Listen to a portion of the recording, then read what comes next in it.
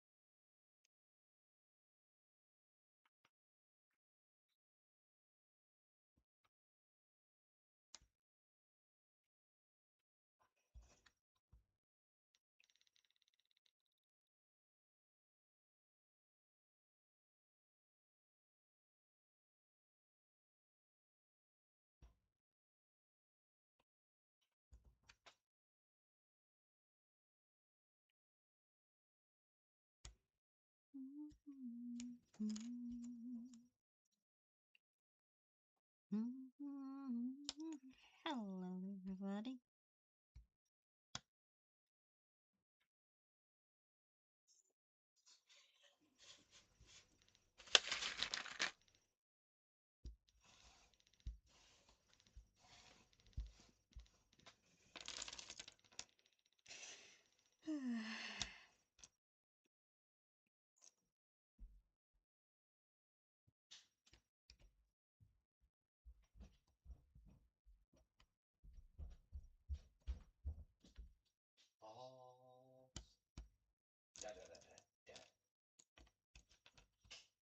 Well, that's not very bright, is it? Should fix that. Well, two fix that.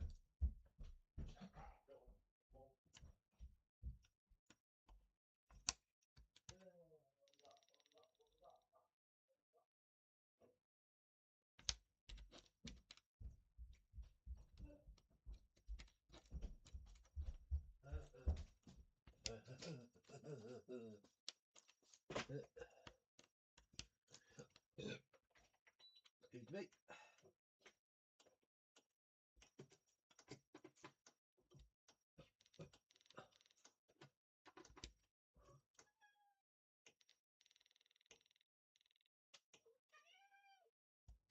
Oh no. It's a dodgy one. Is that the dodgy one? Yeah. Is that why it weren't Yeah. charging up? Because it needs more charging it, that's why. Told you keep it charged up. No, I just forgot to turn it on when I went out. You don't listen. Shut up.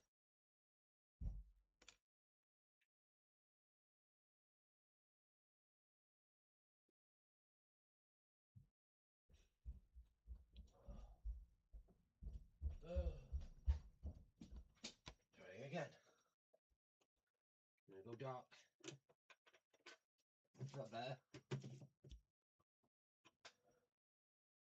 That's better. charge it when I... Yeah.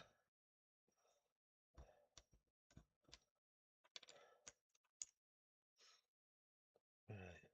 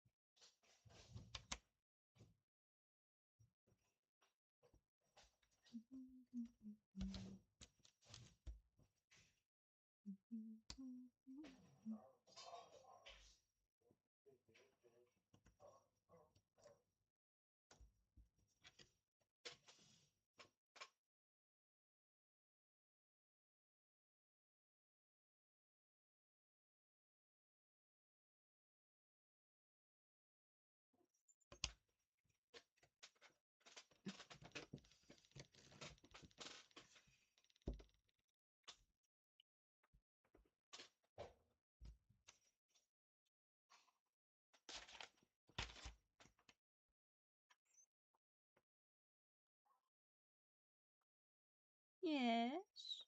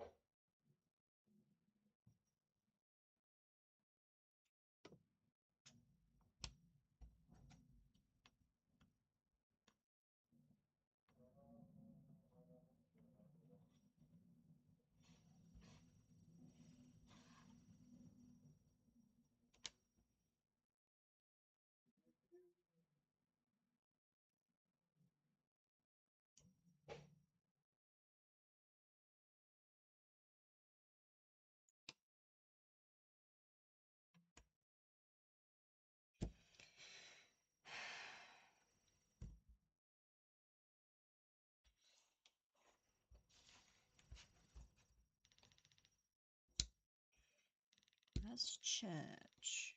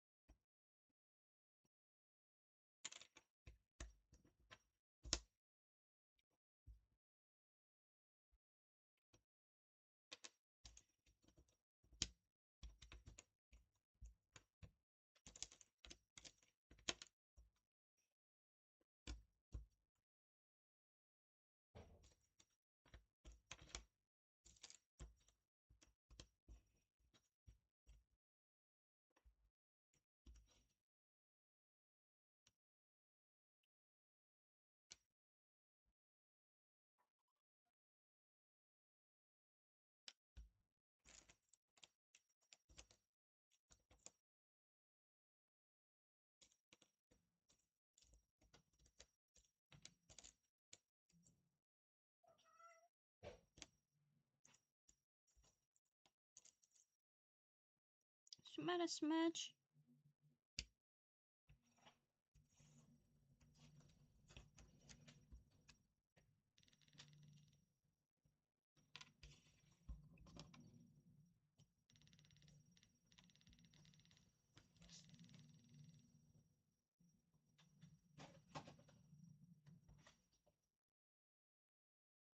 Smudge?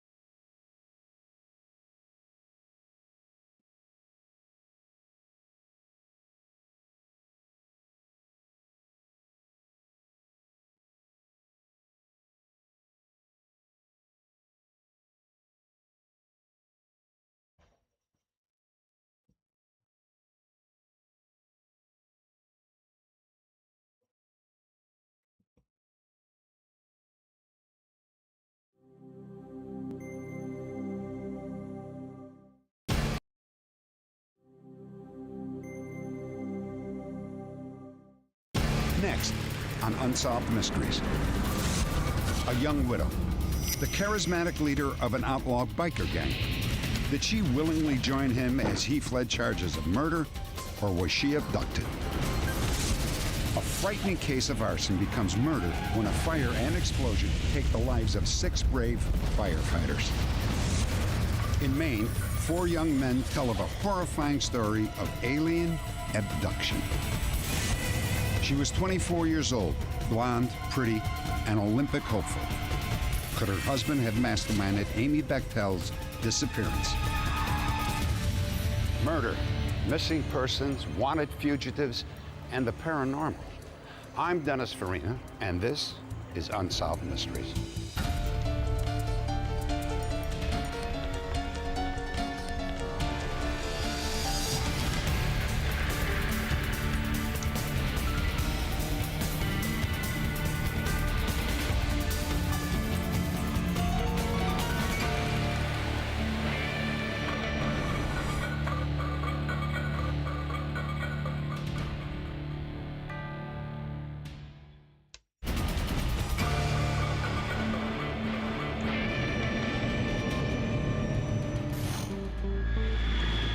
Gary, Indiana. Nadine Jelinek was terribly worried. She hadn't heard from her sister, Margie, for several days. Not a single word. So she went to Margie's house. I was looking for clues. Did she write something down? Did she leave something that I could pick up on to know that she would return? I looked in the closets. Luggage was there, clothes were there, all of her things. So whatever she left with, it had to be just enough for a few days. Nadine was concerned to find many personal items that Margie always took when traveling. And Margie's car was left behind, abandoned in the driveway, gathering dust. Why did Margie Jelinek suddenly leave? Was it of her own free will? Or was there something else, something very sinister going on? Recently, Margie had run into some really tough times. And then she began dating the leader of an outlaw biker gang. Her sister Nadine suspected she was either in hiding or had been abducted.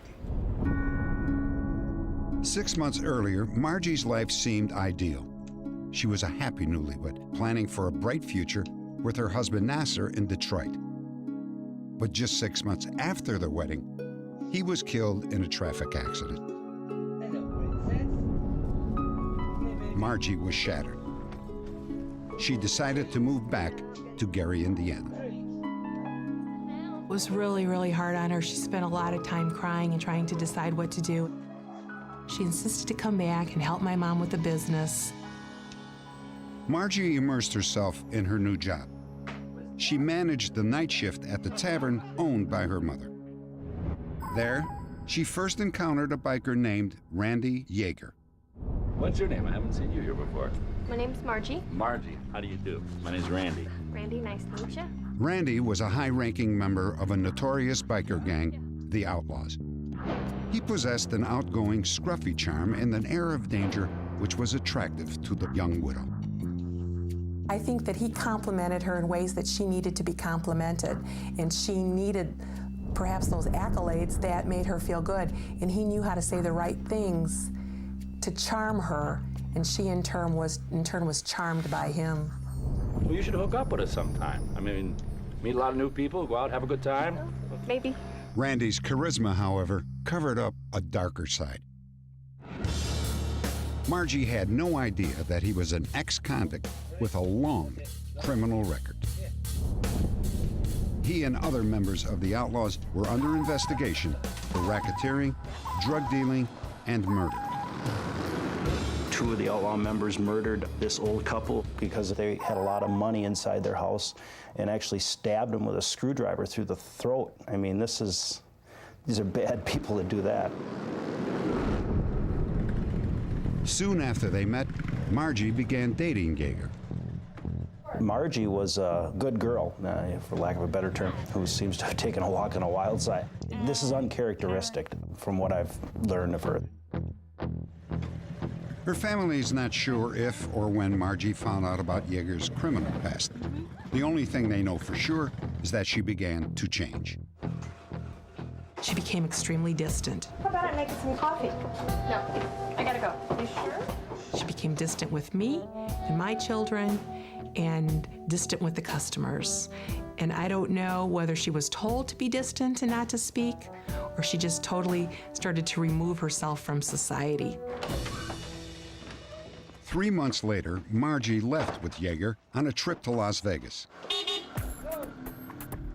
At that very moment, United States Marshals had already begun an operation to arrest Randy and several members of the Outlaws.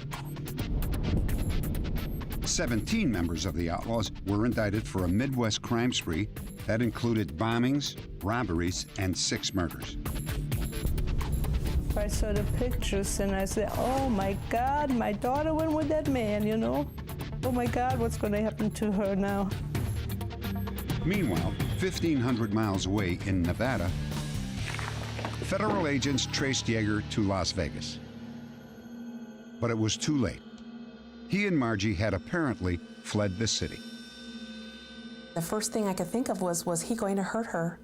Because she's with this guy who now everyone in the country's looking for, and she's with him. And what if by mistake they find him and they hurt her?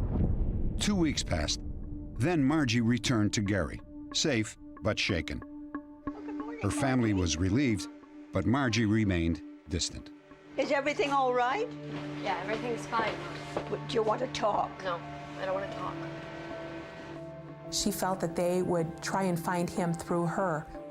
She was led to believe that her apartment was bugged, that people were following her in her parking lot. She had an extreme paranoia. And I said, Marge, what should you be paranoid about? Nobody's after you. You've not done a thing.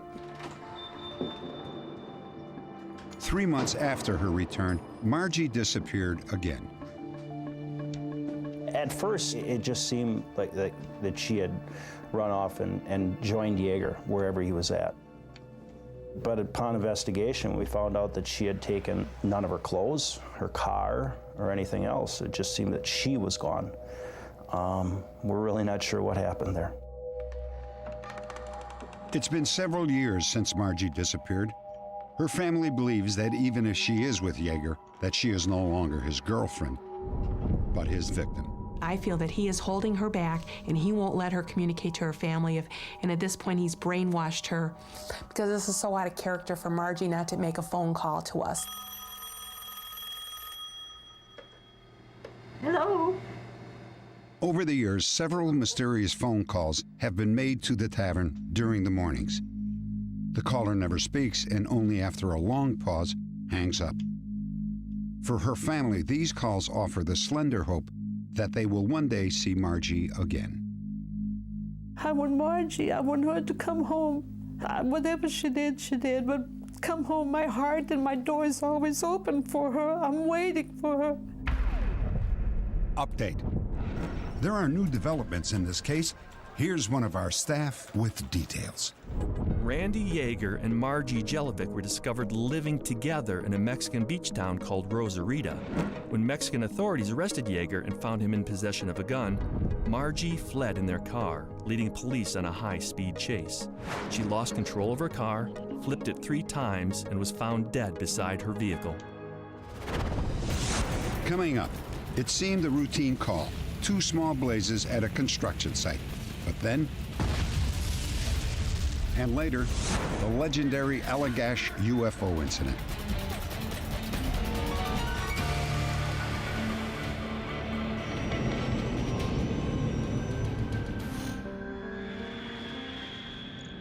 Kansas City, Missouri. It was just after Thanksgiving. Firemen raced to extinguish 2 small blazes at a construction site. It seemed like a routine call. The firemen were bringing the blazes under control. Then, in the blink of an eye, one of the fires exploded with terrible fury.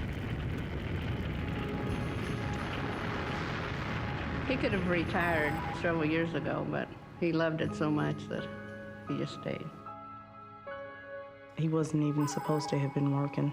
He was filling in for somebody else. I'd rather have him go this way than to lay in a coma or be sick, because that would never be Jim Kilvett. He didn't want to fly an airplane because he didn't want to risk his life on an airplane. And I said, but you risk your life every day being a fireman. And he said, well, he's in control when he's out in the fire department. That night, 6 Kansas City firemen died in the explosion. All were married, all had children, and there was the ugly fact that the fires had been deliberately set. It was now a case of arson and murder. The first minutes gave no hint of what was to come. At about 3:40 a.m., 2 security guards at a highway construction site discovered a pickup truck in flames. Some 500 yards away, a second blaze had been set. Look, there's some explosives there that are burning near the fire. Okay, we'll get somebody started. At Station 41, Captain Jim Kilventon, Firemen Robert McCarnum, and Mike Oldham were out the door in 90 seconds. Pomper 41, use caution. Information from the calling party. There may be explosives stored in that construction site. The pickup truck may be in the construction site. 41's clear. The truck's totaled, but there is a fire on the other side of the highway. There's explosives On the other side of the highway? Yes, sir.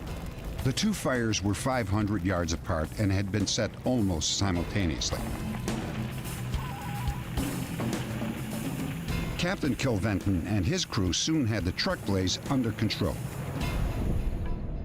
However, the fire in the trailer still burned out of control.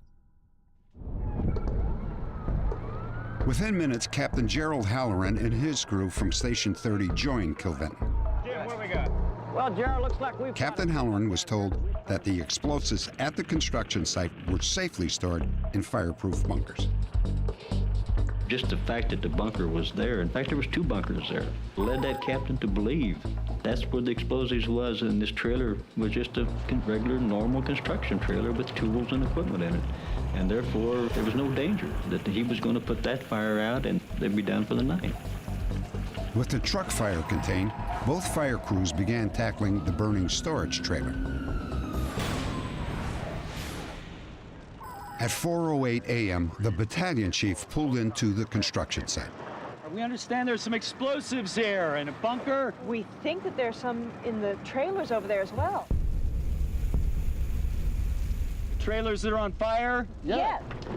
Let's get them out of there, John. 106.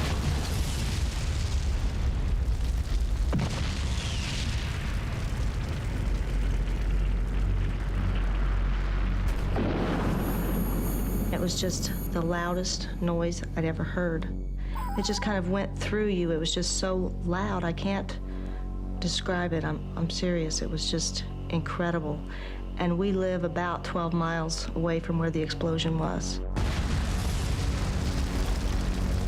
Knocked me out of bed, and I got up and looked to the east, and I saw a great big ball of fire, and I said to myself, Gerald's going to have to go to that because that's his district. And I just knew he had to go. I knew he'd be there. 107. Explosion just as we pulled up in here. Get us all kinds of ambulances and at least three more companies. 15 companies of Kansas City firefighters rushed to the aid of their comrades, but they were forced to wait. From the sounds of the explosions, they were pretty sure that nobody had survived, and so we made the decision that we were going to wait until daylight because we didn't want to go up there and stumble around on more explosives and get more people injured and killed. Then, a second explosion ripped through the site. Pumper 41 or Pumper 30, answer. Pumper 41 or Pumper 30. At that same moment, Jim Kilventon's wife was listening on a police scanner. A visit from the battalion chief soon confirmed her worst fears. He says, they're gone? I said, no way. They're still alive. He said, no, they're gone.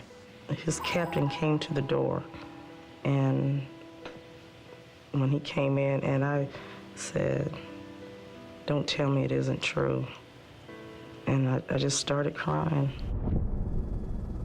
Daylight revealed a devastated landscape as investigators sifted through the wreckage for clues. It was evident that nobody could have survived that. It was just totally devastated. I don't think any of the group that went up there was expecting what we found. I don't think anybody had any idea that it was that bad. I'd been in Vietnam and seen B-52 strikes, what the aftermath of those were, and these craters were much larger than 2,000-pound bombs leave. And as we found the firefighters, we came to the last one, and he was laying there and his radio was still on. And you could hear the voice of the dispatcher still coming out over the radio, calling, and it just kind of shattered the stillness of it. It's just a very surreal looking scene. A public outcry erupted. Angry citizens inundated the police department with hundreds of leads. The tips have ranged anywhere from someone out trying to steal, someone out just for fun, someone out just because they like to set fires, wanted to see what would happen. But as time wore on, these leads soon wore out. I guess I feel like if I knew who did it, we'd know why they did it. And I don't think they were trying to kill 6 firemen, but somebody was trying to do something to somebody, and 6 men are gone, and that's hard to deal with. We were all very proud of our husbands, and we were proud of the people in Kansas City because they gave us such support. We weren't alone. Update. When we filmed this story, Kansas City firemen had to push aside painful memories of the blast to help us film the recreations. Their efforts paid off in a big way. After the broadcast, more than 600 viewers contacted us. Their leads, tips, and information led directly to the indictment of 5 suspects. 9 years after the explosions, all were found guilty. They are George Frank Shepard, his brother Earl, their nephew Brian Shepard, Frank Shepard's girlfriend Darlene Edwards, and Richard W. Brown. At the trial, prosecutors said the fires had been set deliberately during an attempt to steal equipment and dynamite from the construction site. Each of the defendants was sentenced to life in prison. Brian Shepard served his time and has been released. Next, the remarkable story of 4 men whose camping trip turned into a close encounter of the most terrifying kind.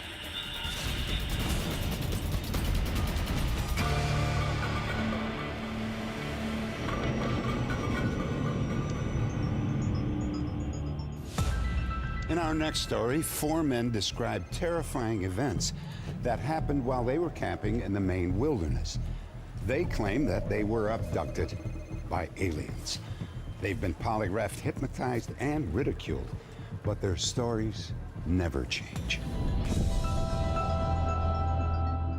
I was starting to have nightmares, really terrible nightmares that I could not explain. I found myself in a very brightly lit room. I had no idea where I was or why I was there. To my left, I could see my brother Jim, Chuck Rack, and Charlie Foltz sitting on some type of bench, and they were all naked. I was wondering why they weren't helping me, because I felt like I was in danger. And while I'm trying to figure this out, I notice this dark, shadowy figure emerging from this bright light in front of me.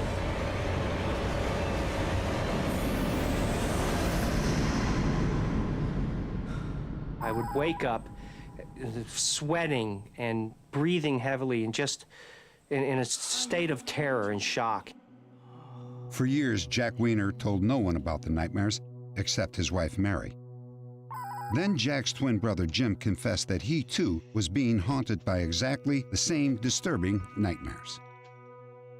It was a real surprise to find out that Jim was having identical dreams. There were always certain elements of the dream that were the same, some type of creature, and being helpless, being violated was a feeling I often woke up with. In every dream, the twins were with Charlie Foltz and Chuck Rack, 2 friends they had met in school. They wondered if these nightmares could be connected to a camping trip 12 years earlier in Maine. That summer, the 4 men spent 2 weeks in Maine's Allagash Wilderness. The Allagash covers thousands of acres in the northernmost part of the state. On the second night out, Jim noticed a bright object in the sky. It's right over there. It was just floating above the treetops. It didn't seem to be moving in any direction. And I looked at it through the binoculars for maybe 15 seconds, 30 seconds, and it suddenly just winked out from the outside edges inward. It's gone. Where is it? I mean, it literally just went like that, and it was gone. There was something about this thing that left me with an odd feeling that wasn't quite right, but I really didn't dwell on it. The men continued through the Allagash Wilderness. On the 4th day, they decided to try some night fishing. They built a bonfire to mark their campsite. You guys, someone want to give me a hand with this fire? It's pitch black out there. We'll never find it. It was a fairly good fire that would have lasted 4 hours bare minimum. And then we struck out onto the lake just as it was getting dark. Chuck Rack was the first to realize they weren't alone. I had a feeling that there was someone staring at me from behind me. I turned over my right shoulder like that, and I saw this large, round globe of light that looked exactly like what we had seen 2 nights previously. It had this roiling effect to it, like a miniature sun. Very, very bright. It lit the treetops up like daylight. Hey guys, look at that. And it was absolutely silent.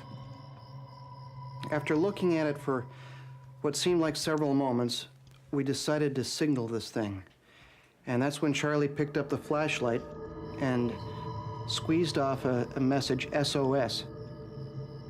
The response was instantaneous.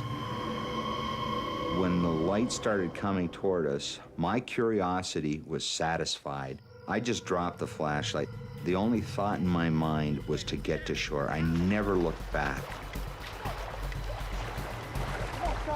I remember looking over my shoulder, trying to keep an eye on this object as it was coming up behind us, and it was getting very close. I mean, it was almost on top of us at this point. And I remember thinking that we're not going to outrun this thing.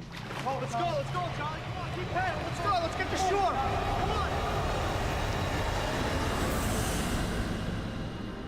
Their next memory was being back on shore,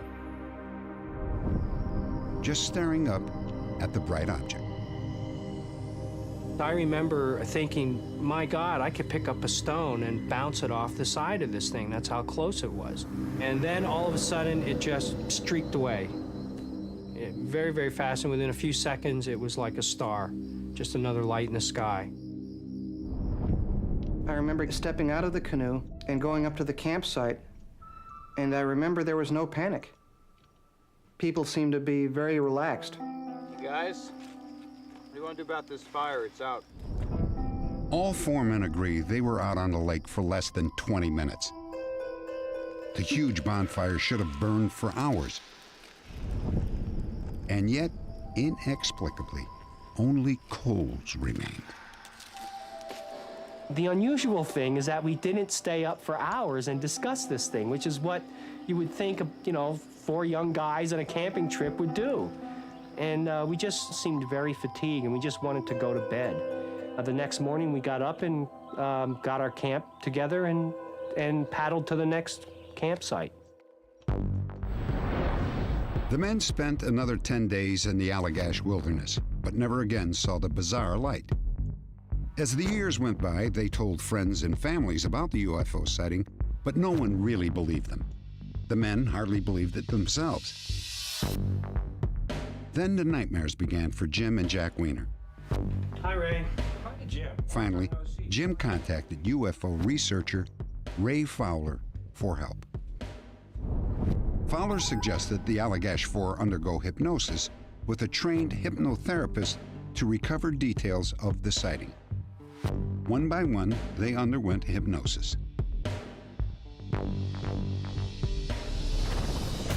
It's cold like a doctor's office is cold.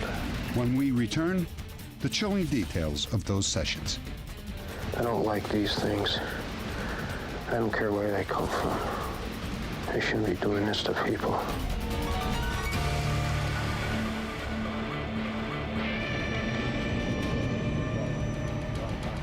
See, Jim, it's right there. Deep in the wilderness of northern Maine, four men witnessed what they believed was a UFO. Years later, they underwent hypnosis to probe the forgotten details of their experience.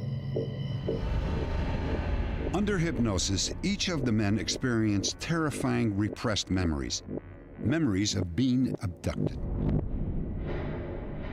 They were almost exactly alike. Independently of one another, each of them drew illustrations of their incredible recollections. These are the actual paintings and drawings. All four said they were taken aboard the craft. The aliens forced them to strip naked and seemed to be conducting medical examinations. The aliens took samples of the men's skin and body fluids, their blood, urine, and semen. What follows are excerpts from the actual sessions. They don't know what to do. I think I'm gonna come after them. I feel like I want to. I feel like I wanna. The first one that comes near me, I'm gonna throttle them. I don't like these things. I don't care where they come from. They shouldn't be doing this to people. Jack Weiner found the faces terrifying. They're right there. Their face is right in my face.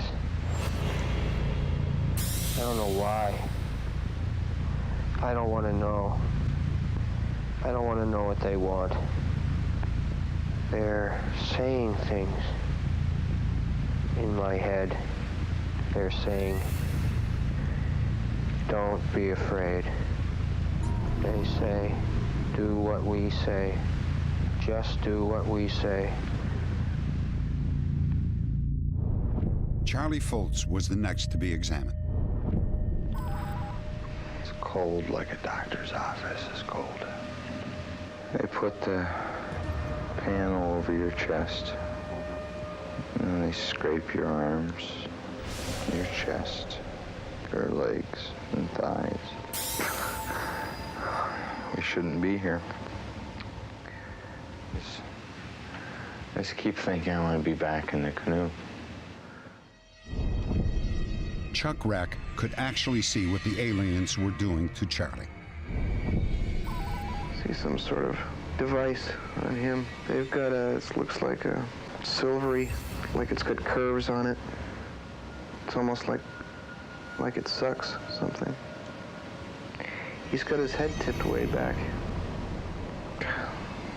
It's almost like he's in pain. We can't help him. All we can do is watch him. I don't know if you're aware of it, and you probably aren't because you haven't been talking to each other. It was not until after the hypnosis sessions that the Allagash Four discovered that each of them had recalled the same horrifying events. You saw the same things and experienced the same things. We were amazed that Jack would say something about how he remembered the light, or Chuck Rack would say something that he remembered, or Charlie would say, and we'd sit there, my God, that's exactly what we remembered. One person would pause to take a breath, and the next person would pick up, and you knew what they were going to say. You knew what they were going to say, and when they paused for breath, you could continue. And it was also kind of nice to know that I wasn't going insane having these nightmares, that they were, in fact, real memories of an event that did happen. Ultimately, each of the Allagash Four took polygraph tests and passed easily. For skeptics, however, stories of alien abduction do not stand up to scrutiny. Some suggest that images from popular culture or horror movies may have triggered false memories of alien abduction. Some of the stories that you hear about abductions are right out of the films. I mean, almost verbatim. Media-driven, it's cyclical. You get some good cases on TV, people hear about them, they think they may have had the same thing happen. It sort of feeds upon itself. Hey guys, look at that. Usually these are people who have no interest in abductions, have not read about it, are even unfamiliar with the nature of the beings, and are shocked and astounded when they hear someone else has had these experiences as well, or that there is material in the media about it. The investigators have a very clear-cut agenda about what they're looking for. So if you get somebody that's doing UFO abduction research, this is a person that generally has already decided that UFO abductions are real, that thousands of people are having them. They have a symptom list, and if you come in the door with those symptoms, then you must have been abducted. It really doesn't work like that. I'm open to listen to something which other therapists or other mental health professionals have not been able to listen to. This is not a club anyone wants to belong to. This happened. If you believe it, that's all right. If you don't believe it, I don't care. I don't care, because it did. For the skeptic, UFO stories may seem dubious or even preposterous. So until there's an alien spacecraft placed on public display somewhere, there will be doubters. Even so, the stories are hard to explain in some of the most fascinating unsolved mysteries we encounter.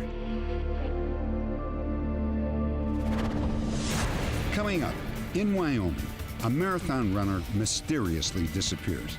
Could her husband have been involved?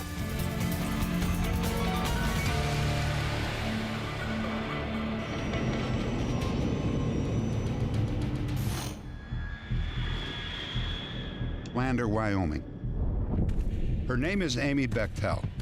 She's just 24 years old, a dedicated athlete and Olympic hopeful. Amy and her husband Steve seem perfectly matched. Both dedicated athletes, both bright and attractive. On this day, she runs alone in the tall trees of the Shoshone National Forest and disappears. As time went by and there was no sign of Amy, police suspected foul play. And her husband, Steve, became a key suspect. Amy and Steve Bechtel had been married for a little more than a year. Both loved the outdoors, running for Amy and climbing for Steve. They moved to Lander because its rugged terrain made it a perfect training ground. Amy's always really fond of saying, let's retire now and then we'll work when we're old. have to work some odd jobs and things like that, but basically every day we live the way we want to. Hi, Anthony. Hey. Sam and I are going to Du Bois. Check out a new route. It was a typical day for Amy and her husband, Steve. Bye. Bye. Steve was going rock climbing with a friend. Amy had a long list of errands. Call the phone company, get the gas turned on, buy some home insurance. Once those tasks were done, she turned to something fun, planning a route for a 10K mountain run. When Steve returned from his all-day climbing trip, Amy wasn't home yet. Found a nice friction climb. We were just talking casually, and he asked about Amy. I said, I don't know, she's up somewhere. She goes, okay, no problem. Hey, guys. Hi, Steve. Early evening. What's cooking? Steve stopped in on Todd and his wife. Amy still wasn't home. Where's Amy? I think he was getting more and more worried at this time. She usually leaves a note. He wasn't panicking by any means, because it was still light and still, you know, she could have been out doing something. It was not an unordinary day for Amy. So we didn't think it was unusual that she was gone. But when we got back from the movie, I was really worried. Amy's not back yet. She's not back? No. I haven't heard anything from her. I called the police. They're out looking for her. Todd and his wife Amy searched roads where Amy Bechtel most likely went running. Steve stayed behind, hoping his wife would call. Todd and I had been driving on the loop road for about an hour or so, and right around 1 o'clock, we glimpsed Amy's car pulled off the side of the road. Okay, we'll find her now. We saw her car there, and it was like, you know, we were relieved. It's like, oh man, we thought we'd found her. So I walked up completely expecting for her to be in the car. She's not in there. Like, and had run out of gas or not been able to start it, or a dead battery, or who knows what the heck. I'll go call the sheriff. Amy! Amy! At that point, it was relief, you know, and concern because, you know, her car's still up there and it's you know, after midnight, and, you know, she's probably cold and maybe has a twisted ankle.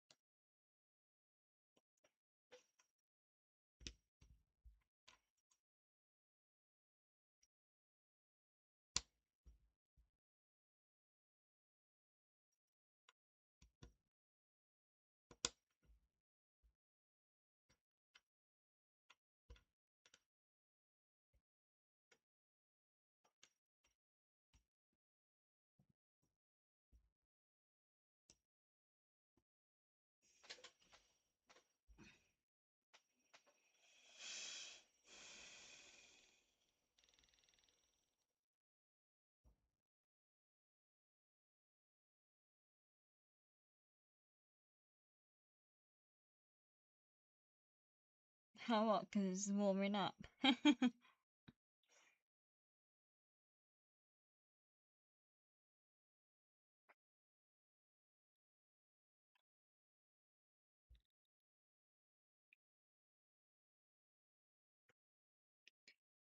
The weather is always mysterious. You never know what's gonna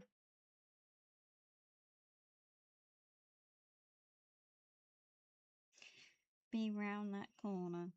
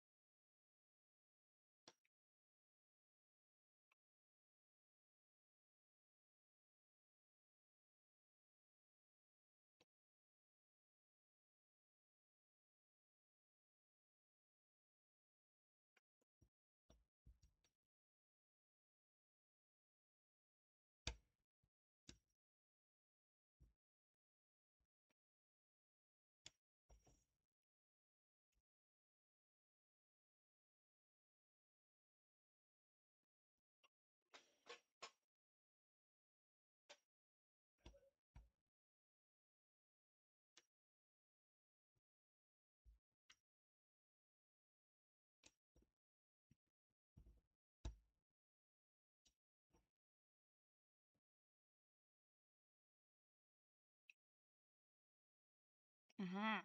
Ah, got it. So that goes up there.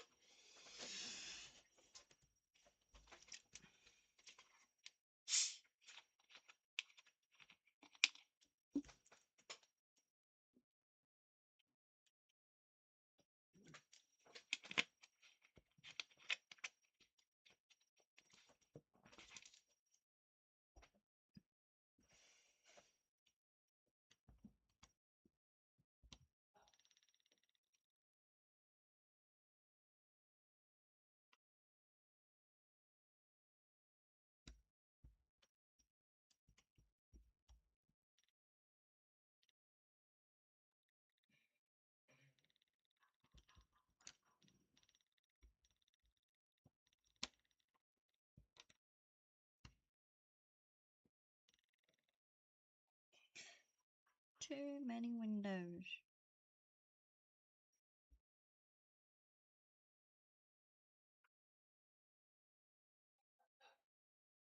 That must go on the bottom.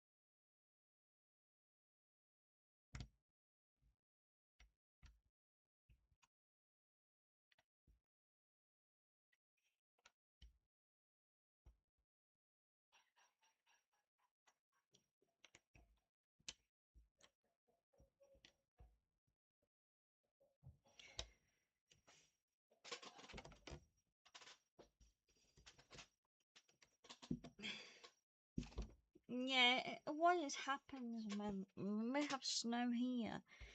It always seems to happen when it's either in February, January, February, or March.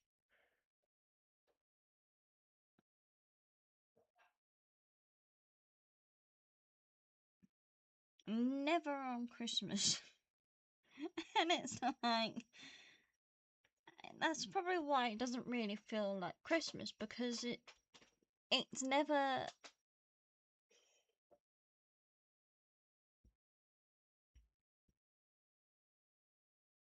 it's never gonna snow.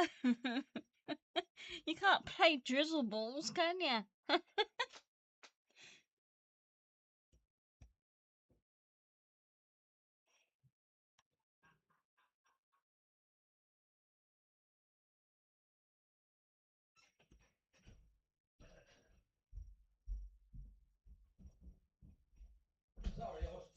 around with Nightbot. Ah, I bet you were. Yeah, I asked it for the weather report for North Korea. So I put hashtag weather North Korea, and it said the weather for Manhattan. Oh, so North Korea's in Manhattan, is it? Oh, okay. Right, there's that bit. Article. I got that bit there, I think. Where? That's right at the top. Well, I'm just doing what. Your horse now. Yep.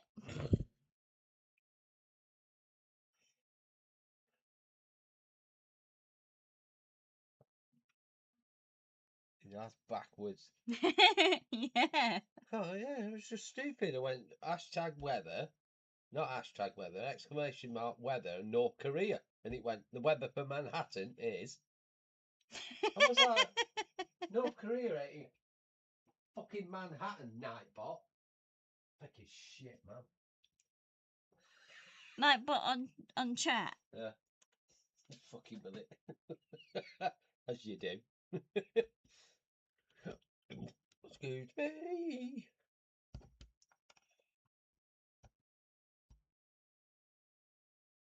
Yodeling, yodeling.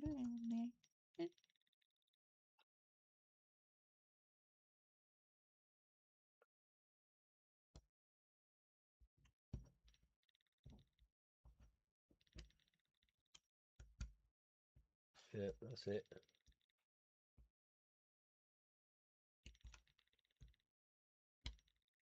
That's it. That's right.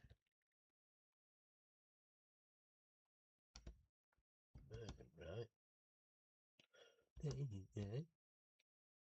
That's right.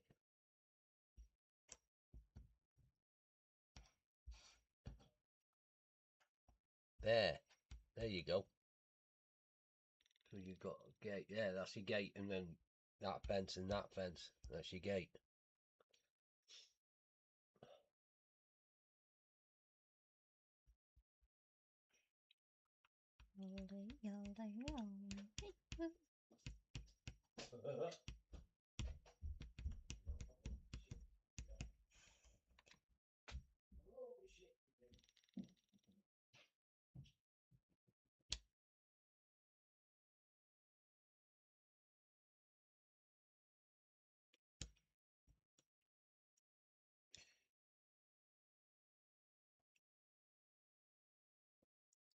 It needs to take a chill pill.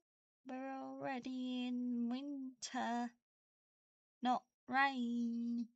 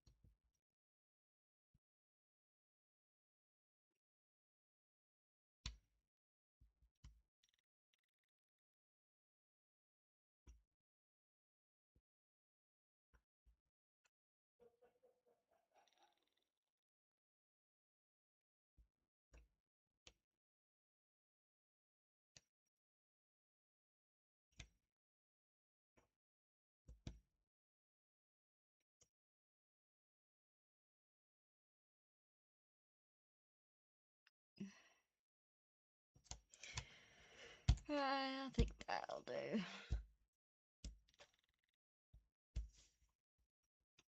started to put some of them together.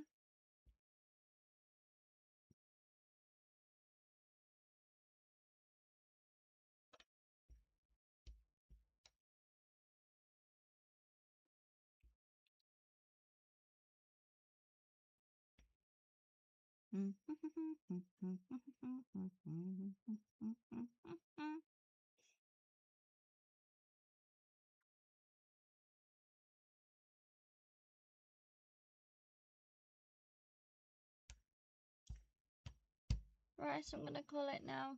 I will see you guys later on, so I'll see you then. Lots of love, everybody. Bye.